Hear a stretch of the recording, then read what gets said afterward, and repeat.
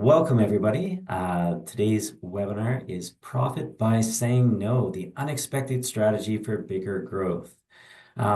Before I get started, just wanted to start with a few housekeeping items.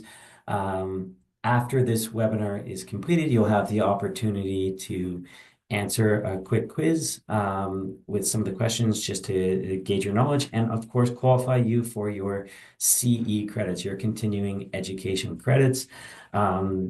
This session, I believe, will be for one CE credit issued by Abacus as well as the MF Zero organization now. But please just stay tuned till the end if you can and answer any of the questions, and we'll be able to send that over to you by email. Okay, without further ado, I wanted to introduce today's guest speaker, Jeffrey McDonald from Wealthwise Consulting.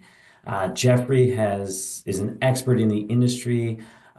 He's been working in the industry for over 20 years and wrote a few articles actually on the topic that will be discussed today, including why saying no to a prospect can fuel your growth and why financial advisors must be transparent about their fees, as well as how to do it effectively.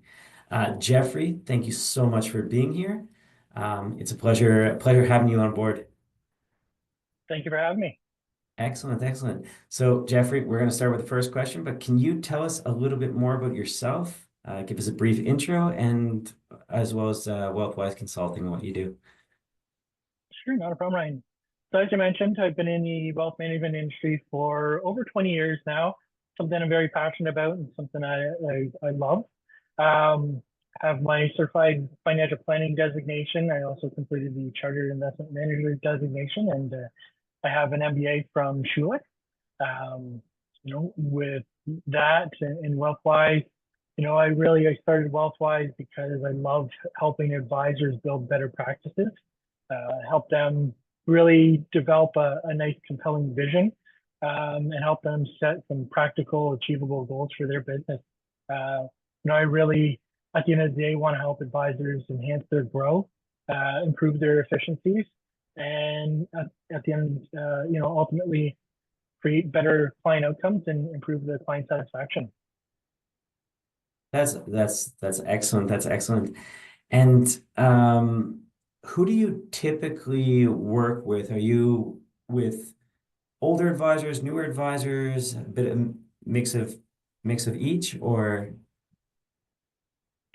I find that my natural market is typically younger advisors, individual solo practices or smaller firms looking to grow.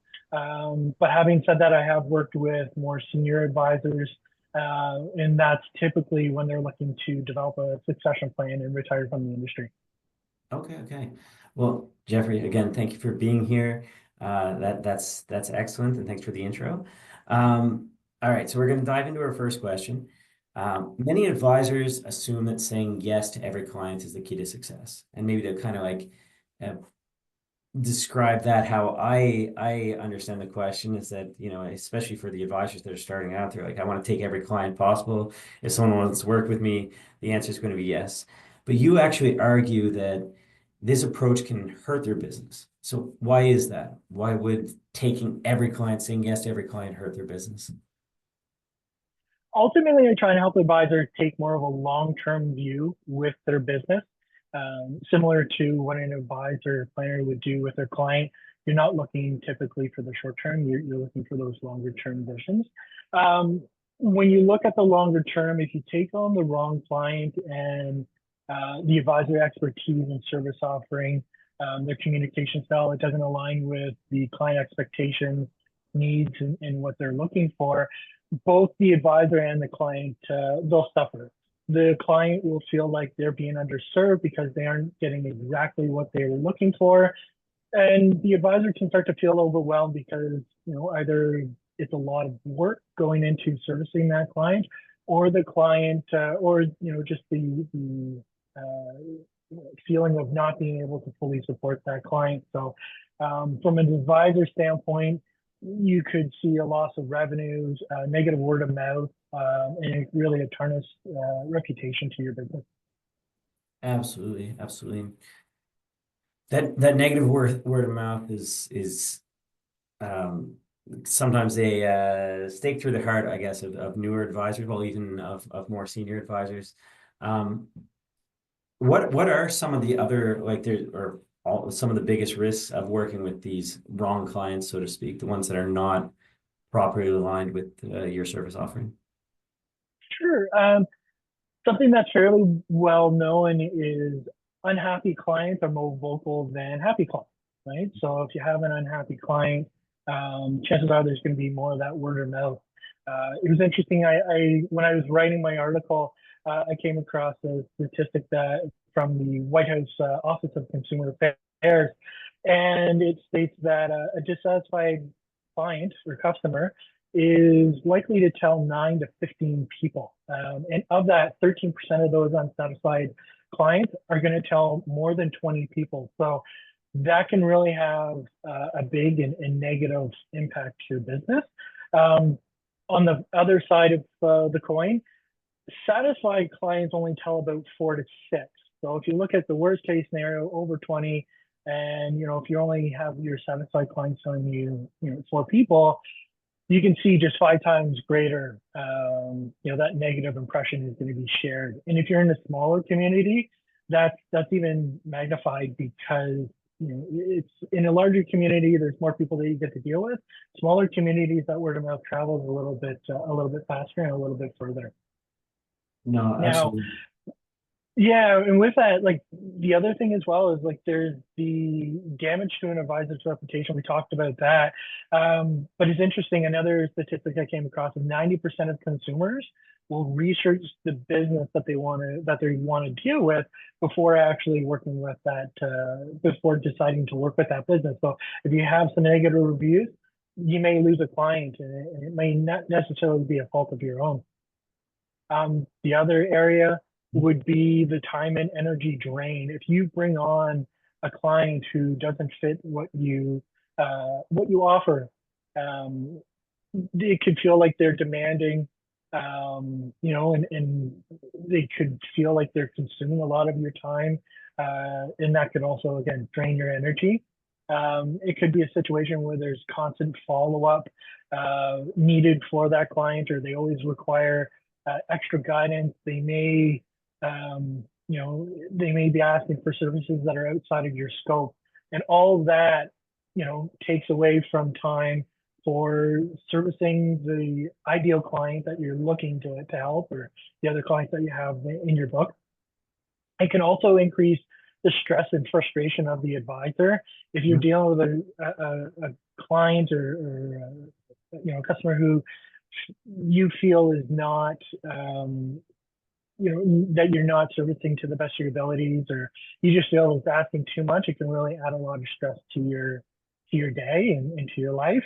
And ultimately, the more time you spend with the client, the less profitable they ultimately become, because it starts to decrease. Their revenue is pretty static at that point, and then you look at how much time you're putting into that client. It may not be what you're expecting. If you're putting in extra hours, profitability goes down.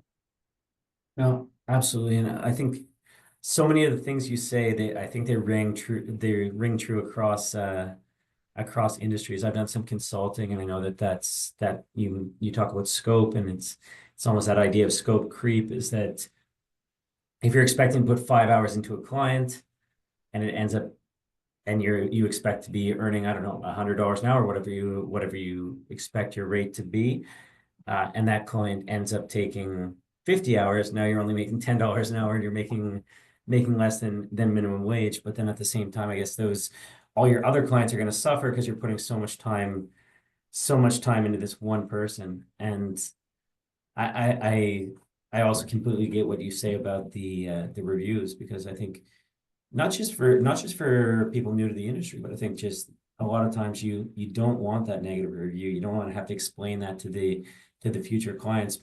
My wife, I know she's the type of person who will in store, she'll be checking reviews on on her phone before she buys a product.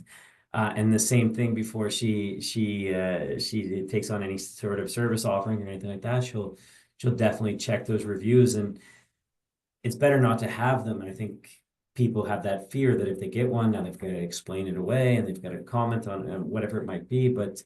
Um, but yeah, no, I think that it's yeah, you really hit the nail on the head with a lot of those pieces, and it's very clear to me, um, how those might hurt your business by working with them.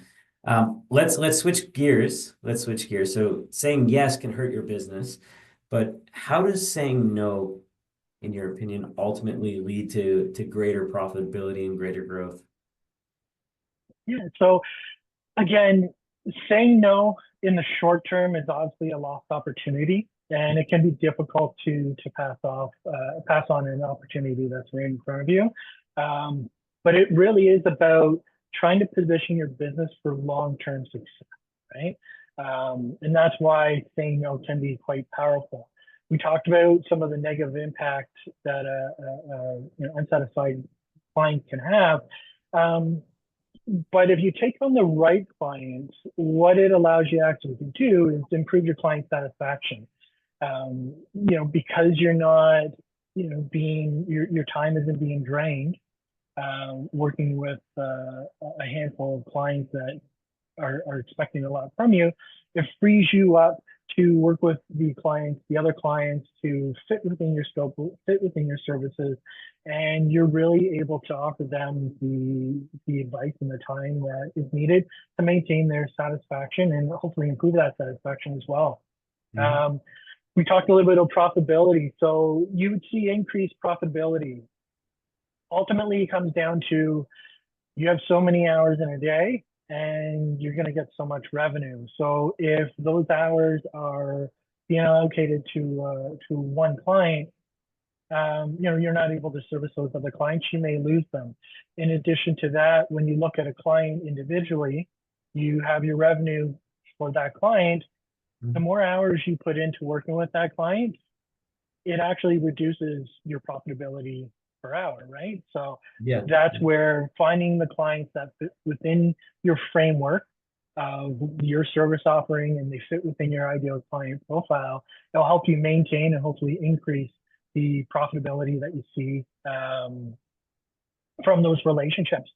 And in addition to that, by focusing on the clients that aren't the drain, it will help you, relieve some of that stress, and you'll be more satisfied with your with your role. In addition, it helps get rid of inefficiencies when clients start to ask you about services or ask you questions that are outside of your scope.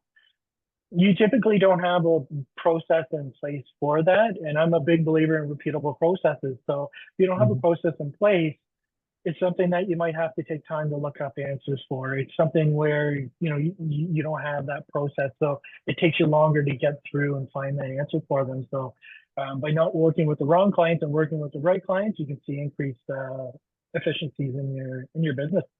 Um, and you protect your reputation. I know we've talked about that earlier, and we'll probably continue talking about this, but Yeah. reputation in our industry is so important. You were mentioning your wife and how she'll look at reviews in the store, and I'm the same. I research my purchases and my service providers before I even work with them. That's how I pick the ones that I have. And what I typically do myself, and I know lots of people that do this, is we look at the negative reviews first, right? Oh yeah. So if you can minimize the number of negative reviews, that helps protect your reputation. Yeah. Yeah. No, 100%. I think I do the same thing. I look at the negative reviews first. I think that's because people also want to see, and maybe we'll discuss this a little later, how you address them or how bad the review actually sounded. But yeah, it's um, definitely I agree. And I think that one of the other pieces that struck me in what you were saying is just the number of hours in a day. I think people don't really appreciate that, and they really think, oh, well, I can take on this client that might take up 5 hours, but it's more money for me. But it's um, sometimes it's just not worth that additional push that you have to do. I know people that used to work like in the consulting space, like McKinsey and those places. And I was like, okay, it's great. You start university, you get out of university, and they're giving you an 80K salary versus everyone else that you're working with are getting a 40K salary, but they're going to make you work 80 hours a week versus the 40 hours a week, and you're going to have no time for friends, family, other stuff. Some people I know were traveling so much that I think they changed a roll of toilet paper once every 6 months. But that's a side note. But I think it is like you have to figure out what is that right balance, that work-life balance, and is this client even worth? Is the money worth the stress, or is this client worth the stress that they might create for you? Um, could you maybe give us a more tangible real world experience of an advisor who's benefited from being more selective that you've maybe experienced? Sure, I'll share one with about an advisor that I work with. And but before I do, I know we're talking a lot about uh, saying no to a prospect. Like that's generally what we think of when we think of saying no. But saying no can also mean saying no to an existing client. Mm. What I mean by that is, as an advisor, you have your business. As you go through your career, you're gaining more experience. You're probably taking some more courses, so you're improving your skills. Um, and you're able to take on larger clients, and so sometimes you have smaller clients that are no longer viable clients for you, and this is a great example of how even saying no to those clients can be quite beneficial. Yeah. So the advisor that I was working with, we were reviewing his book of business, and I had suggested, listen, we have these 25 clients. They don't fit within your newly defined target profile. Um, they're smaller clients, and it's a lot of time. So again, when we look at that revenue per hour for servicing these clients, it just wasn't a good fit. Um, I suggested that we find a way to carve them off. Whether it was finding somebody else within the branch to service them, or just finding another advisor somewhere else. But they just weren't a good fit for where we were going with his practice. Mhm. His big concern was the impact on his revenue, right? If I get rid of those 25 clients, they have about $1 million in assets. That's money out of my pocket. And so it really was, um, it really was a situation where we had to have a discussion, explain to him again, the revenue doesn't make sense for the amount of time you're putting in. If we remove those clients, we can increase your capacity to go after other clients, and so you should be able to make that up in the long run. And so reluctantly, we did get rid of these clients, and ultimately he did discover that they were pulling him back. Mhm. So what he was able to do is within 3 months, what he was able to do is focus on the clients that are aligned. And so within 6 months, he was actually able to bring on one client who was worth $1 million in assets. And his aha moment was, this is a client who I was trying to bring on board, but I never had the time to fully engage him and have those conversations to get him interested in my business. Mhm. Um, and I would, if I were to bring him on and look after him in my practice, I wouldn't have had the time to service them. It goes back to, we all have the same number of hours in a day, and you can only do so much with them. So he was able to bring that client on, was able to service them. He actually continued to have capacity in his business to take on additional clients. And from there, an additional 12 months later, he more than recouped that revenue. He recouped it with the one client. He was able to bring on 6 other clients that had assets of over $1 million. So by removing that 25, he's working with less clients, and when we look at his overall assets, he's increased it to more than recoup what he had lost. So in the long run, he was making more money. He was able to service the clients that are a better fit for his skills and expertise, and he still at the end of that had capacity to continue on prospecting for additional clients. So it just shows that by not taking on the wrong clients up front, or even if you remodel your business and clients are no longer a fit, by working with the right clients, you can you can have success, you can grow that revenue, and you can spend that time where you're really comfortable spending that time. Absolutely. And that's the thing. I think it's and I'm a numbers guy, so like I think at first it seems scary. It's like I'm going to give up 25 clients, but if those 25 clients are worth $1 million in assets under management, let's just say for this example, and it's like okay, so 25 clients, 40,000 a client, but each of those clients still requires a certain amount of time, and I think that's what you're saying. Is that maybe it's 1 hour per client, so that's 25 hours total. I don't know if that's monthly or yearly or whatever it is, but each of those clients might need 1 hour. But then the one client that has that $1 million in assets under management that they'll give you, they might need, I don't know, 4 hours, 10 hours, whatever it is. But whatever it is, it's probably going to be less than the 25 that you're spending on these. Don't want to call them smaller fish, but maybe just for the sake of time or whatever I'll call them, like so you can go after one big fish. It might take a few more hours. But and I won't even say big fish. I'll say you go after the right fish, and it might take a few more hours than each of these smaller accounts individually.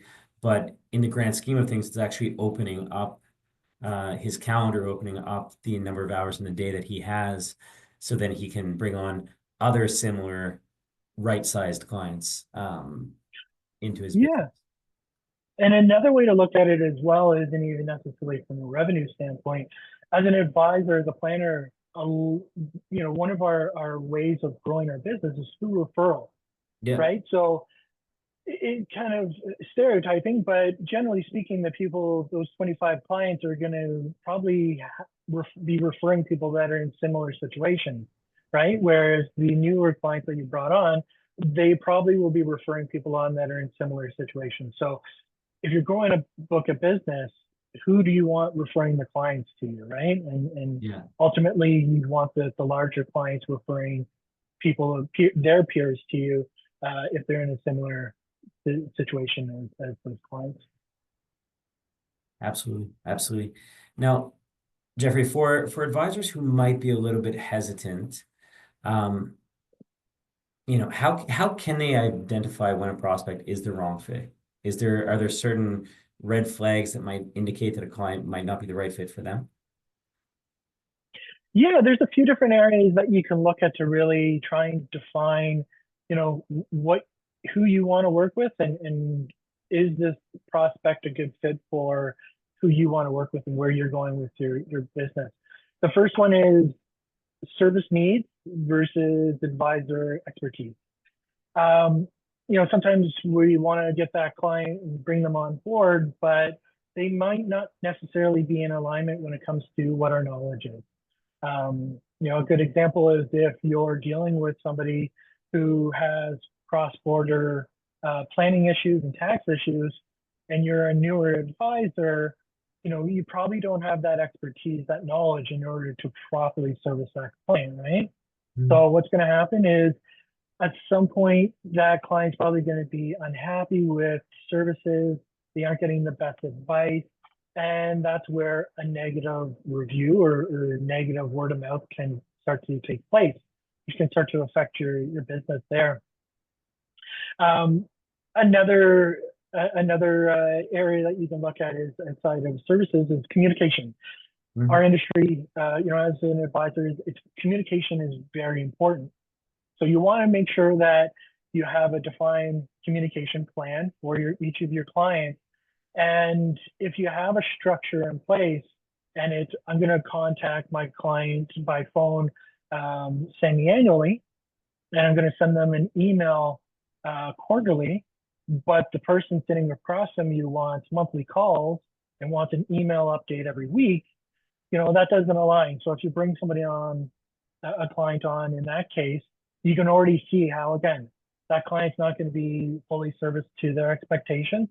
They're not going to be happy, and that can lead into a negative relationship and negative word of mouth. Yeah. And it's Yeah. interesting because Spectrum Group actually had a study, and one statistic that I came across that I thought was quite interesting is a lot of times you think fees or investment performance, like that's how I'm going to lose my clients. 72% of people that left their advisors, the number one reason, the first reason listed was communication. They didn't feel like their communication was great. They thought it was quite poor, and that was the big reason why they were leaving. So if you can make sure you align communication, you're already heading in the right direction. That's for sure.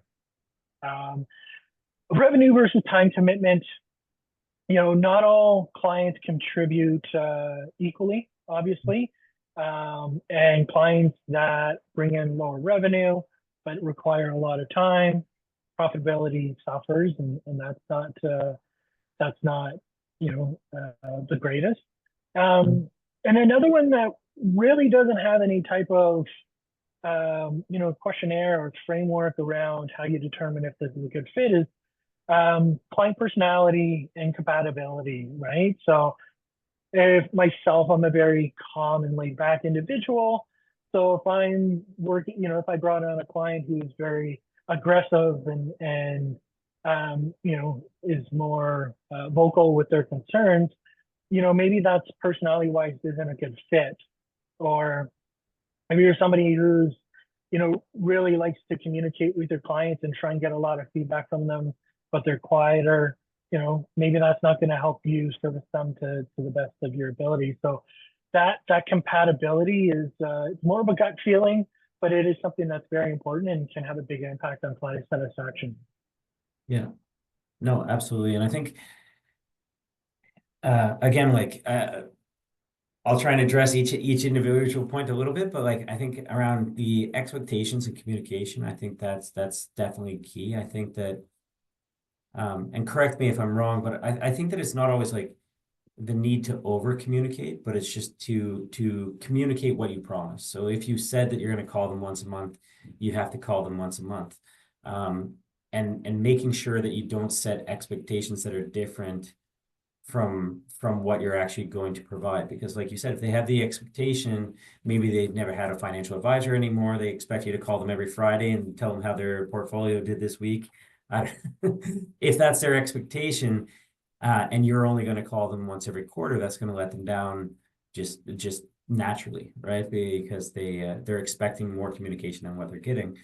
But if you tell them clearly from the get-go that, hey, we are going to have one call per quarter, it's going to be an hour call and we'll talk with this. If there's the market crashes, of course, I'll reach out to let you know, like, answer any questions you might have. But for the most part, unless there's extenuating circumstances, we'll have our quarterly. As long as that expectation is clearly set and the person is good with that expectation, I don't think anyone's going to be dissatisfied with the level of communication because it's been set from the get-go. And then, yeah, I It think, can also, go ahead. sorry, Ryan, I was just going to mention it can also be the form of communication as well. Yeah. I know myself, I love picking up the phone and calling people. I like talking to them. So somebody that is just, I don't want to talk to you, just send me an email with an update. Maybe that's something that's not a good fit for me communication wise, and Yeah. that's okay. It's just Yeah. being able to recognize. Of course, of course.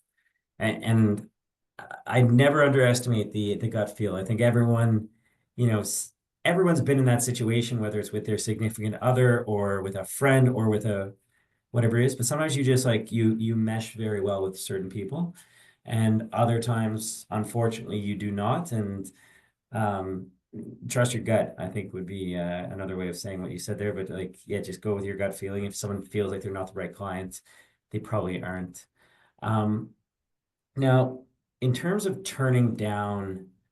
um, turning down business while at the same time maintaining professionalism, I don't think people are going to say, "Hey, you give me the heebie-jeebies," or because I had a bad gut feel, or I just don't like X. So what do you recommend? What is the right way to say no without burning any bridges or hurting people's feelings even? Yeah, for sure. And that's it, right? It's one of those things where you don't want to necessarily just come in and be like, listen, it's a great conversation. You don't have enough assets for me to work with you, right? Because comes off is quite abrasive. So the first thing you want to do, express gratitude, thank them for giving your time. You have to think like finances are so personal and they're sharing information with you. So you want to acknowledge that you appreciate them sharing that information with you and showing interest and giving you the opportunity to have that conversation with them. You also want to be honest with them. You don't want to, try and give them, a reason that isn't truthful. You want to explain why your services might not be the best fit for them, whether it's communication style, frequency, the services you offer versus their needs, whatever it may be. Just be honest. People are a lot more receptive to you when you're just being frank and with them. The next thing as well is you want to highlight value. What I mean by that is you want to explain to them, like, I want to make sure I bring the utmost value to each relationship with my clients. And, given your needs and how things align, I don't think I would be bringing the most value to this relationship. I don't think you would receive the most value from this relationship, and that's ultimately not going to be a benefit to you. So highlight the value, because in an alignment, there is a reason, and it largely does come back to also, again, revenue per hour, and for the client, how much are they paying, what are they getting, that disconnect there. No, Thing you want to absolutely. do is leave the door open for relationship in the future, right? Invite them to revisit the conversation in the future. Mention that, because these don't align today, doesn't mean they won't align in the future. Their circumstances may change, your business model may change, and then there might be an actual alignment, and you can start to work with them at that time. Because you're saying no today doesn't mean it's a no forever. In addition to that, if possible, suggest alternatives. If you're able to, like, hey, I'm not an expert in cross-border tax policy, and I'm not the best one to help you out with that, but I do know an advisor who that is their specialty. Let me get in contact with them and see if they're looking to take on clients, and I'll pass along your information so they can reach out to you.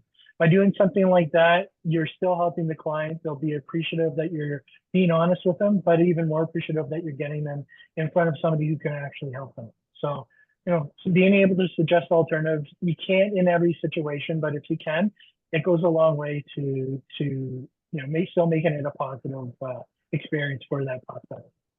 Yeah, no, and I love that approach, because I think it's like you said, the worst thing you could probably do is tell someone, "Hey, I'm great with cross-border taxation," when you know nothing about it, because they're going to find out pretty quickly, and that's probably going to lead to like the negative reviews. Versus, even if you, for whatever reason, maybe it's not necessarily the cross-border taxation reason, but this gives them a way where you can say, "Hey, not right now, but hey, maybe in the future, if I brush up on those particular topics, I can provide that value that you needed.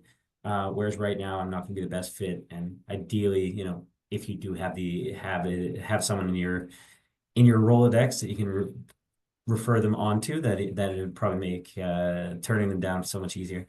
Would you be able to give us a real life scenario, like of one time where you've maybe, or a script or a step by step, where you've declined a prospect, but you still open the door for future opportunities? Sure.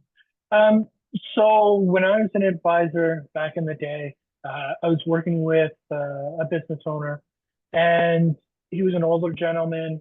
And I was, through my network, I was connected with him, and the conversations was great. Everything aligned. But the big thing that wasn't aligned is I was working with younger and business owners who were more in the growth phase of their business.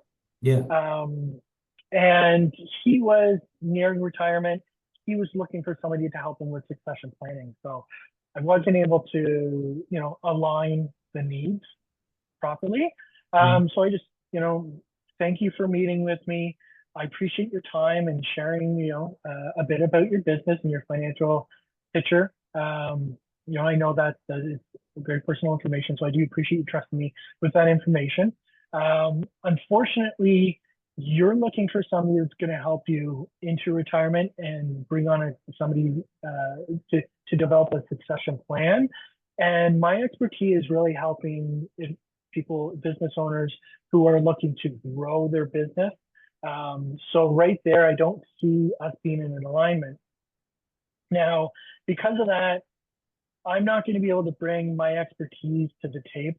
And because I'm not bringing my expertise to the table, I'm not bringing the most value I can. And because it's not my area that I focus on, I'm not going to be, you won't be getting the most value from this relationship. So it doesn't work on either end.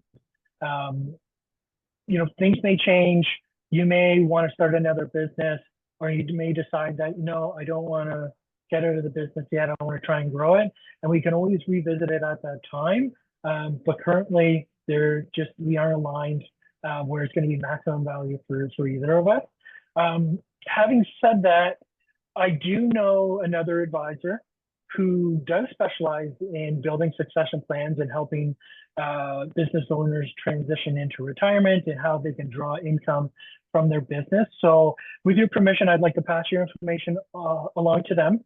I'll reach out to them, make sure that they are taking on clients, but I'll have them contact you within the week. And I really think your personality, I really think with what your needs are, you two would really hit it off. And I think you'd actually be able to bring a lot of value to the table. Excellent. Excellent. I really like that. Thanks for sharing, Jeffrey. All right. I think we're gonna start to wrap up. Jeffrey, what would be the final three takeaways that you'd love to leave the audience with? Sure. I think the whole premise of this webinar is it's okay to say no. And it might actually be best for you and that client or that prospect that's sitting across from you. Now, how do you say no to a person? We've talked about service versus, advisor, or, service versus expectations, and advisor client needs versus advisor expertise. And so in order to really be able to know if somebody is sitting across from you is not the best candidate to work with you, you have to define your service offering. So you got to know exactly what services you want to offer, what area of expertise you bring to the table. And you have to know who your ideal client is. So you got to create that ideal client profile. Once you have defined these two, when you're going through and having that discussion with a client in your introductory meeting, you'll be able to explain exactly what you do and how you do it. And you'll be able to ask them questions to find out what they're looking for, what their expectations are, what their experience has been with advisors in the past, and really gauge if there's a connection there. And if not, again, it's okay to say no. Now, if you go forward with that relationship, document it in a letter of engagement. Once you have somebody coming on board to say yes, document what your service offering is and what the fee is and what you have agreed upon with that client, and have them sign it. They receive a copy, you receive a copy. The reason why is because sometimes during that introductory meeting, everything is agreed upon, but later on, 1 year, 3 year, 5 years down the road, all of a sudden the client's not exactly satisfied with what you're offering, or maybe it's the engagement they're receiving. You can revisit the letter of engagement and go through and okay, this is what I promised you. Where am I falling short? Or this is what I promised you, and what you're asking is falling out of scope. So maybe we have to revisit this relationship. So having it documented, it helps avoid confusion and allows you to revisit the relationship in the future in a really defined and clear manner. Excellent, excellent. So it's okay to say no. Make sure you kind of know who your right client is, and document things so that there's a clarity between what's being promised and what's being delivered. I love it. And all right, so Jeffrey, we have one last question for you. I ask everybody, so I'm going to put the spotlight on you here. But what is one thing you've learned during your career that you'd like to share with others? Or another way I might put this is, what would you tell yourself as a young advisor 20 years ago? So what do you want to share with the audience? When I was an advisor, a lot of what I coach advisor to now is stuff that I've learned from either experience or learning from other advisors as I work on as a consultant. And one of the big things I will say is to be a successful advisor, to be a successful financial planner, you have to treat your book like a business. Yeah. It's you can't just, again, we're talking about taking on the wrong clients just because, hey, I want to help this person out, but they don't align. This is your business. So if you're trying to grow your business and you're taking on the wrong clients, it doesn't fit, right? Yeah. When you're trying to look at it like a business, remember your time is limited and your time is valuable. So you can't help everyone. And that's why having a defined service model, defined client profile helps you take on the people that you can really bring value to and really help you grow your business if that's what you're looking to do. In addition to knowing who you want to help and how you want to help them, have it documented and have a plan, right? Like if you want to have success, you got to plan for it. It doesn't just happen. One of my favorite sayings that a mentor of mine, he actually is my best friend, is his dad. He owns a multinational transportation company, one of the largest in Canada. And the saying that he's always told me, even going back to when I was in school, he's like, it's awesome to have a goal, but a goal without a plan is just a dream. Yeah. So if you have a goal in place, you got to develop a plan to achieve that goal, no matter what it is. And if you don't, you can call it a goal, but if you don't have that plan, you're just dreaming.